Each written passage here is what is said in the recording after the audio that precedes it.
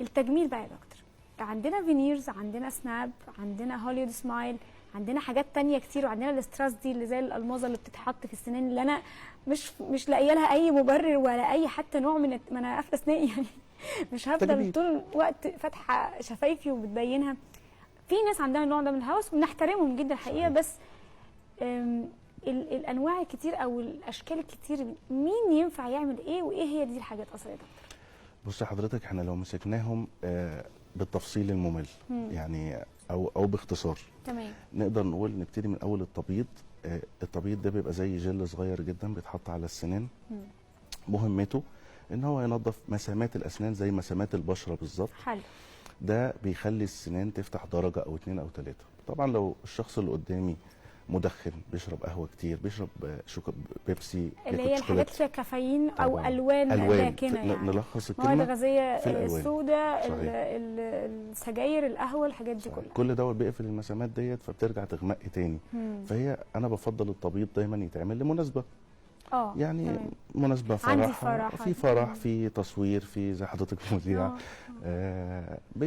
في حاجه معينه مناسبه بيضطر يعملها لها. هنعلى اكتر شويه، حد بيقول لي لا انا لازم سناني ما تصفرش، انا لازم اخليها على طول بيضه. حلو.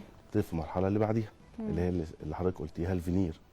هي زي قشره تجميليه. طب خلينا الاول يا دكتور في المرحله الاولى بس، عشان فيها تفاصيل ممكن الناس تبقى حابه تاخد بالها منها.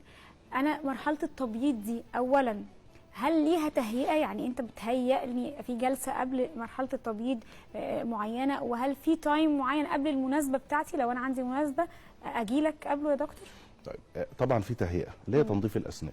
التنظيف اللي هي اشيل الجير. اشيل الجير، عشان احنا بنتلخبط بقى في النقطه دي، انه هو انا هروح ابيض قبل ما اشيل الجير، ولا شيل الجير ده ملوش علاقه؟ لا ملوش علاقه. ده انا لازم في طب الاسنان عامه، وده يعني لازم هنتكلم عليه، ان احنا لازم نعمل الاساس.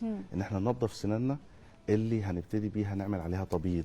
ده اساسي. حلو. في كل الاحوال، سواء هنعمل عندنا فينير، البيزكس كده، الاساسيات. هنعمل فينير، هنعمل هوليود سمايل، هنعمل سناب اون، وهنتكلم عليهم بالتفاصيل. هنعمل تبييض. الاساس هو التنظيف. حلو. بنعمل جلسه كده ما تاخدش 5 دقائق ل 10 دقائق. كل اللي انا بعمله فيه انا بشيل وبنظف السنان، برجعها من الاخر لاصلها. حلو. هيروح ويرجع ولا في نفس التوقيت هعمل بقى التبييض؟ كله في نفس التوقيت. حلو. المده اللي حضرتك سالت عليها مش هتفرق معايا. انا قلت لحضرتك ان هي بتقعد ممكن سنه وممكن سنه ونص لو في اهتمام شديد. حلو. مده لطيفه يا دكتور. جدا جدا جدا. فممكن نعملها في اي وقت قبل المناسبه، بشهر، باتنين، بتلاته.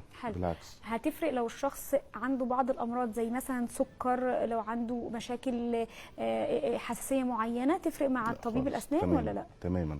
هي واحنا بنشتغلها او بنعملها بالليزر اللي في العياده، ممكن شويه يعمل حساسيه في الاسنان واحنا بنعملها، زي كانك بتشربي ميه ساقعه قوي. بالظبط. انما في العموم لا، ما فيش اكتر من كده، بتمشي من عندي زي الفل، ما فيش اي مشاكل خالص. حلو. التطور اللي بعد التبييض بيجي يقول لي لا انا عاوز حاجه تقعد معايا اكتر. انا مش هينفع ان انا ابيض والناس تشوفني بعد كده وبشرب سجاير وطبعا انا اكس سجاير يعني. انا طبعا موضوع بالنسبه التدخين للسنان ده واللثه دي اصلا عامه يعني في العموم يعني. بس انا للاسف بيجي لي عيانين ده مدخنين وشارهين.